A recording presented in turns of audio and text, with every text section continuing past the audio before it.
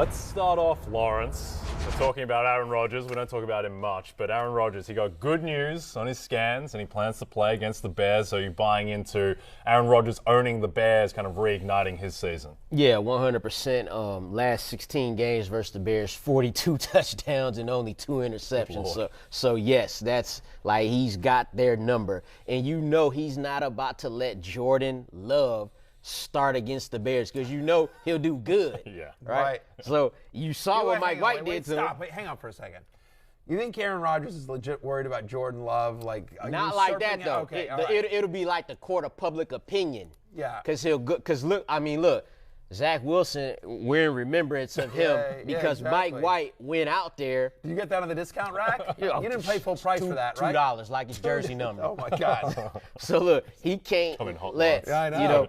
The way Jordan Love looked against the Eagles, you can't just, not Aaron Rodgers, I can't let this dude go light up the Bears. I have to do it because I own the Bears. And it's a good little, get-right game for him. So there you go. I'm with it for this week.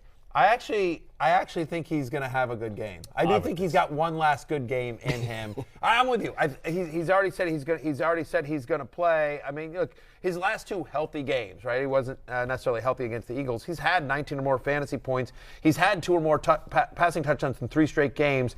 For his career against the Bears, to your point about owning the Bears, dude averages 19.5 fantasy points per game. He's had over 22 in 14 of 28 games.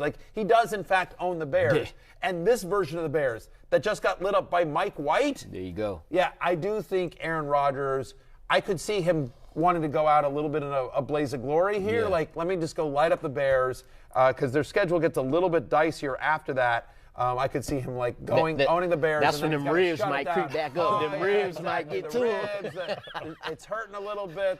Exactly. Abdomen, whatever. He'll figure it out. Yep. But, I do actually think Rodgers is kind of it's insane to say, but I think he's a decently higher upside QB2 this week. Yep, I'm with you. Green Bay, 4-point favorites in Chicago. What do we think of the wide receivers? Christian Watson, he's been eating touchdowns for fun. Do you like him over Alan Lazard this week? I do. I'm at 25. Lazard comes in at 32 in my initial ranks here. Christian Watson has scored a touchdown in each of his last 3 games. He's got 6 touchdowns total. As you see on your screen there, 10 for 126 on 18 targets over just the last 3 games. I mean, so he's averaging double-digit. I'm sorry. He's averaging over 100 receiving yards in 2 of the last 3 games there, I should say. Watson, I messed that up. I apologize.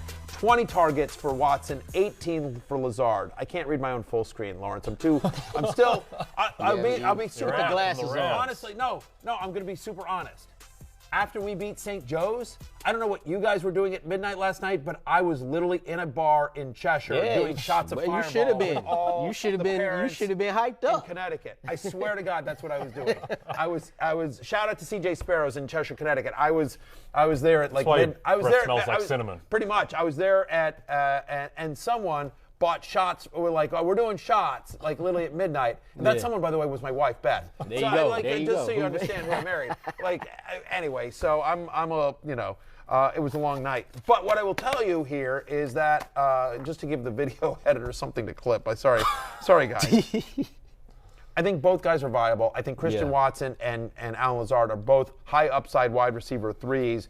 Watson, the touchdowns have been ridiculous, 6 touchdowns in the last 3 games. Alan Lazard does have double-digit touchdown targets in 2 of the last 4. He scored a touchdown in 3 of the last 4 against Chicago. Again, we saw Elijah Moore and Garrett Wilson go off against this Bears defense. My expectation here is that both guys have, certainly it's a good matchup. Yeah. And if Rodgers is healthy-ish, I'm more pro Green Bay this week than I normally am. Yeah, like you said, I like both of them.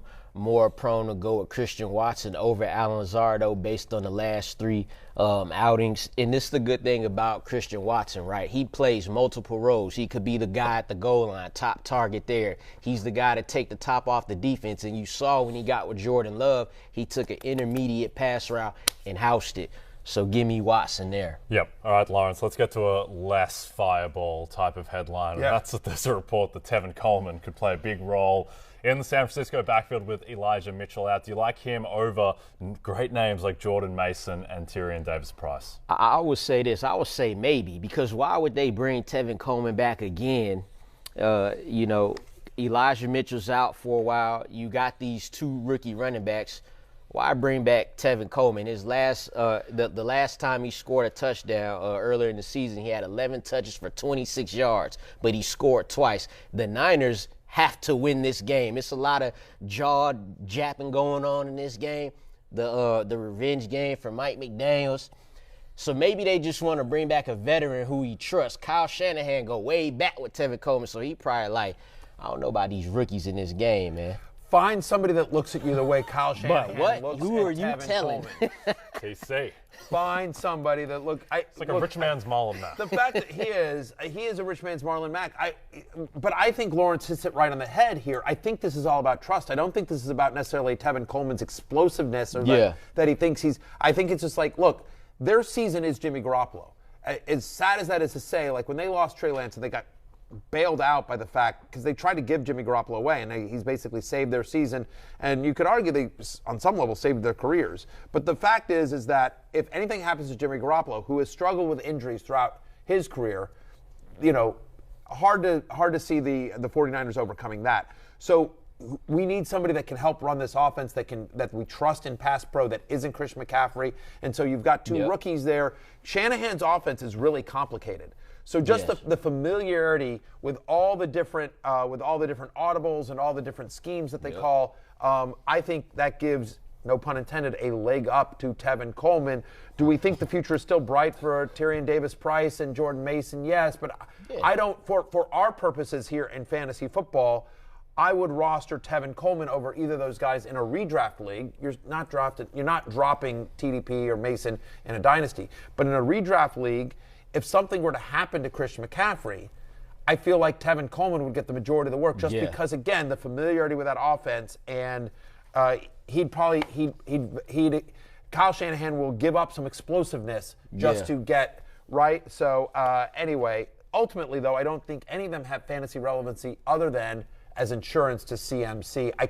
I don't see Coleman getting the Elijah Mitchell type workload. Right. Yep. All right, Matthew, let's pivot to another backfield in a bit of flux, and that's the New York Jets. The beat is saying that Zonovan Knight, Bam Knight, as he's more frequently known. Bam Knight. Yes, one of our viewers, actually, Tyler Colley, shouted out we should be using the term bandwagon more. We need to talk about it as the bandwagon. So thank you to Tyler for pointing that out. That's a great one, Tyler. Good job. Yeah, I'm on the bandwagon. Yeah, you're all in the bandwagon? Yeah, so I'm on the bandwagon. He's still available in 66%. We talked about the fact that we don't know anyone in real life named. Would you go by Bam? Could we call you Bam? Yeah. Bam Jackson?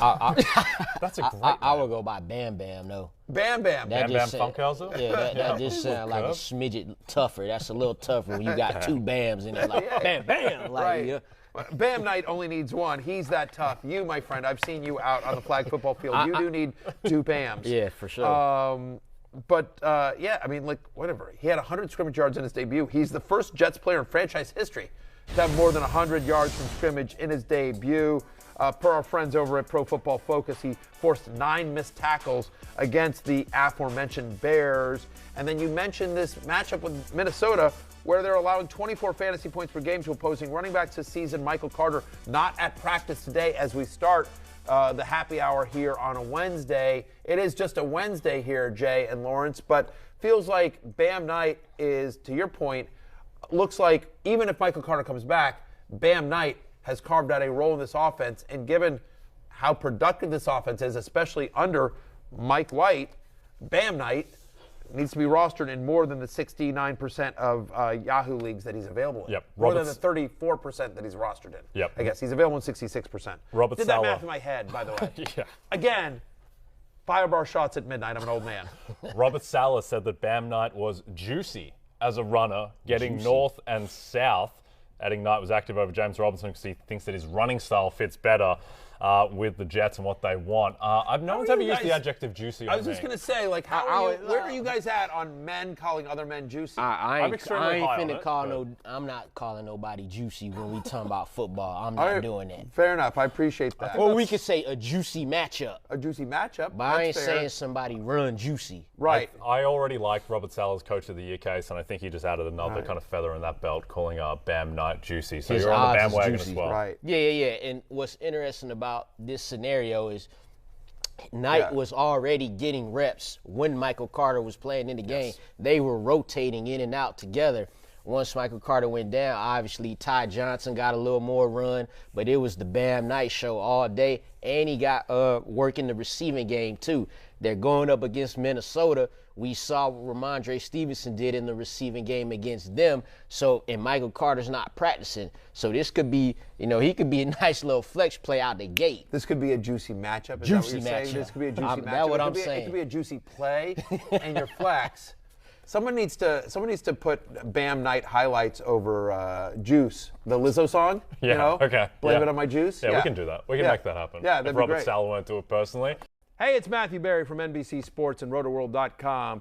Just want to thank you so much for watching what you just watched, or at least being too lazy to click out of it after the autoplay just kept it going. So either way, thank you so much for just letting it scroll by your screen. And now I'd like to ask you respectfully, please subscribe to the NFL on NBC YouTube channel for the latest NFL news, fantasy headlines from Rotoworld, and betting analysis from NBC Sports Edge.